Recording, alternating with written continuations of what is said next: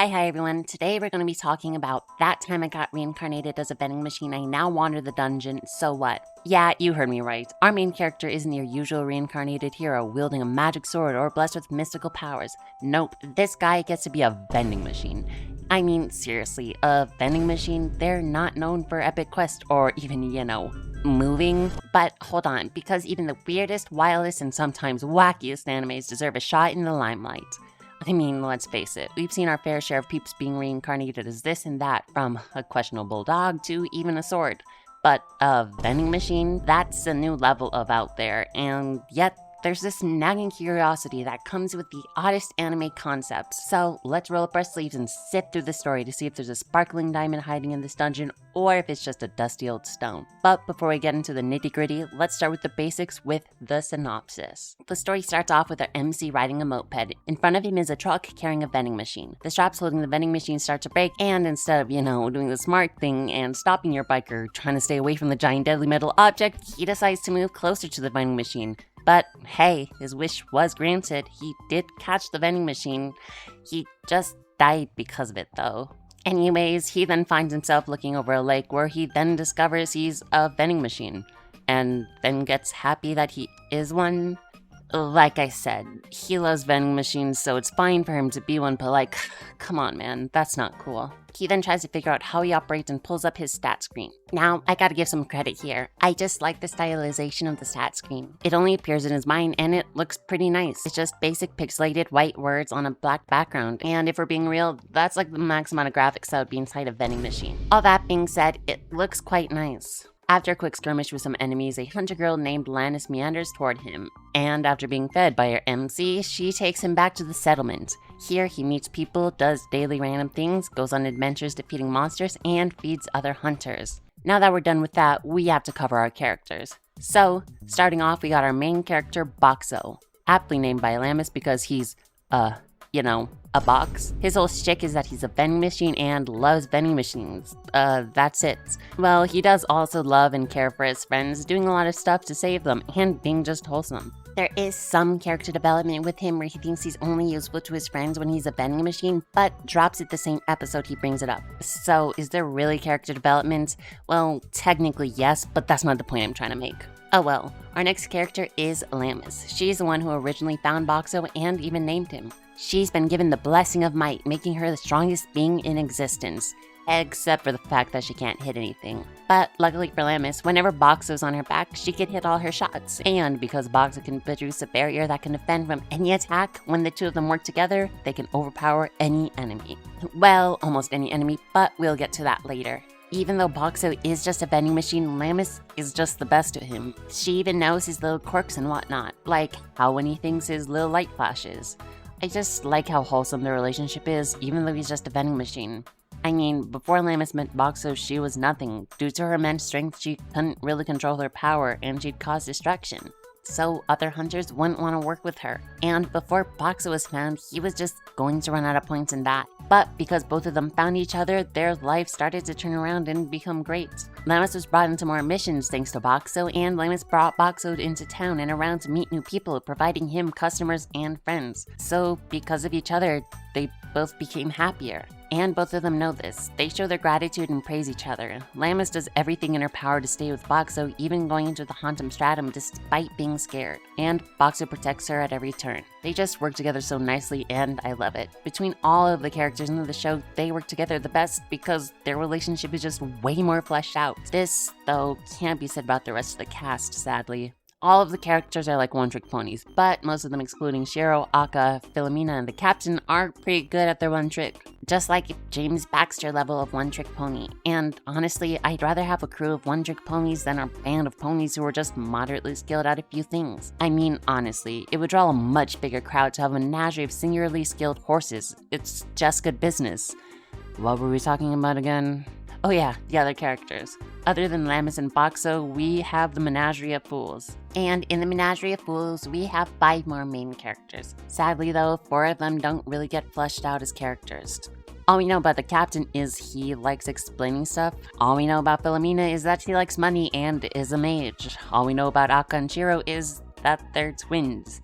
With a character-based show having 4 out of the 9 main characters not explained, isn't really a great thing. And I mean, they did an amazing job explaining Shui, devoting a whole explanation to her backstory and character.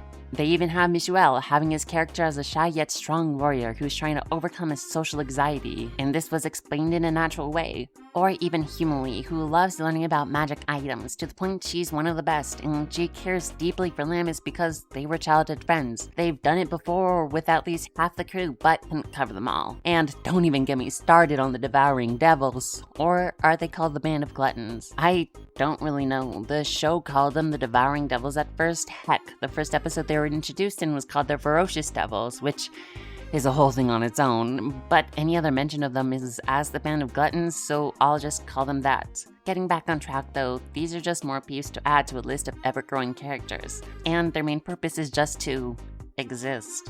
There is no difference between them and the substitute from Pokemon. They're just there to look cute and exist. That's it. The hard part about writing a ton of characters into a story is the amount of time you have to cover each of them. And in a 12-episode anime series, it's way harder to do that.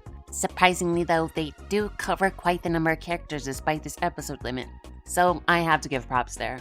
Honestly, if the show was given more time, it could have turned out way better. Now that we've covered the basics, let's delve into the good and the bad that make up the world of vending machines. One of its good points is how Boxo fights. Using the vast amount of knowledge he has on vending machines and science, he fights in quite creative ways. From using gas and flaming soup to explode a monster from the inside, to using dry ice to make a pool of carbon dioxide which can instantly put out fires, he just fights and does stuff creatively. And when you have a vending machine which can't really move on its own, having him actually be able to fight and do things to help turn the tide in battle, to even single-handedly defeating a boss, it's not anything to scoff at. That creativity is what makes a trash idea turn into something that's actually usable. When fighting, he needs to turn into many different forms to make use of all his abilities, and on that note, the amount of knowledge we gain on vending machines is quite great.